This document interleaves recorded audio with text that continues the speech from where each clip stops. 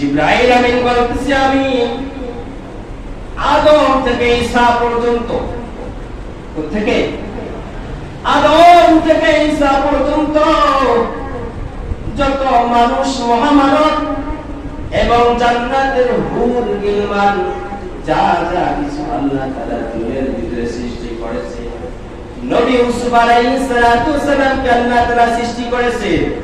নবী ইউসুফ আলাইহিস সালাতু সালাম এত সুদর্শন ছিলেন, যেই নবী ইউসুফকে দেখার জন্য, এক নজর দেখার জন্য মিশরের হাজার হাজার রমণী মহিলারা দাঁড়িয়ে থাকতো।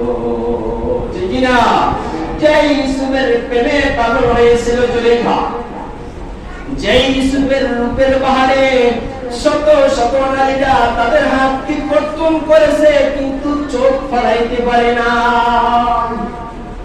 জিবরাইল আমিন বলতেছে আমি তো ওই ইউসুফ নবীকেও দেখেছি, আমি ঈসা নবীকে দেখেছি, আমি আদম নবীকে দেখেছি, আমি মুসা নবীকে দেখেছি, আমি 1,00,000 অগ্রাধিকার এবং মতান্তরে যত নবী রাসূল পয়গম্বর আল্লাহ তাআলা আসমান থেকে দুনিয়ার ভিতরে পাঠিয়েছে সমস্ত নবীদেরকে আমি দেখেছি, সমস্ত হুরগিলমানকে আমি দেখেছি, সমস্ত সুশ্রীবানদেরকে আমি দেখেছি।